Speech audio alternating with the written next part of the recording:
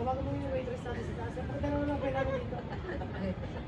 Order ka, asabay yung Ano ba eh kung kay Mika yan, ay so kita may isang saan malapit o gano'n alimong tawag ko dyan. Diba? Ano? Sasama na lang tayo si Jay. Jay, dali mo yung mag-iinta lang sa dyan. Punta ako ba? Okay. Ayaw niya.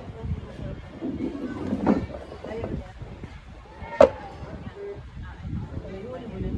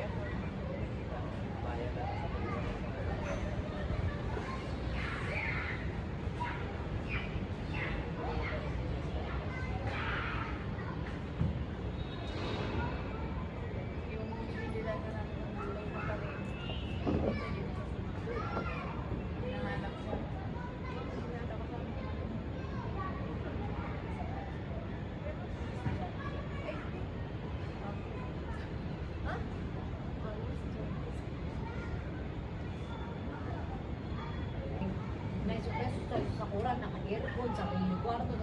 Siya, ang ganda ng isolate niya, 5 araw. Ako, 2 linggo doon sa mga public school na pero bagong gawa pa, hindi pa na-eskwelahan. Yung sa Philippine Science sa high school ng San Juan. Bagong-bago talaga. Communication naman kayo. Telephone lang. Telephone, video call. Pero nakakuturo para ako mamabalin. Parang ano ngayon kami COVID ako, kayo walang COVID. Pero kung na-COVID ko talaga. Ewan ko lang din. Kasi alam ko, kaya ako nila, wala man ako ubo, wala akong lagnat. Pinakita ko pa nga yung mga maintenance ko eh. Kaya yung kailan? Kaso nga,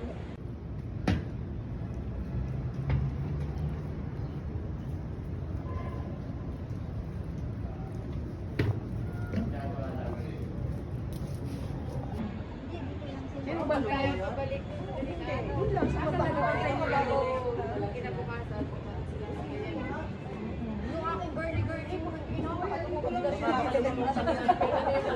Pakalagsakay na na dyan. Wala akong ganun David, hindi naman na. Ay, wala ko iti-text ko nga po eh. Yung sa akin, Ano yan? May invitation yung oras dyan. Oo, Mika. Hindi na pwede mag-swimming. Hanggang ano, mag-OGT pa siya. Tapos October. Ay sabi ng manager ko. So, di nakapile na siya sa kami. March 5 ata. Okay lang. Ito, March meron sila. Nakapile na siya. O ano sa siya. Para kung pag-graduate. So, sabi niya na, October, baka January na. Ay, yun naman. Sabi na papagawa ka. Ay, ang galing. Iboto naman ito siya. Ano sa ano? paparinig yun. Kay Jillian.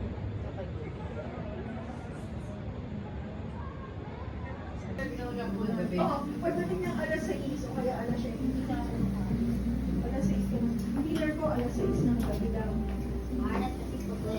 Tapos kakain lang ako. Tinapay. Mango, pwede ito? Oo, pwede. Pwede yun. Oo, pwede. Wala. Para ano lang, kasi huwag na sila ko ng mag-uwi ako.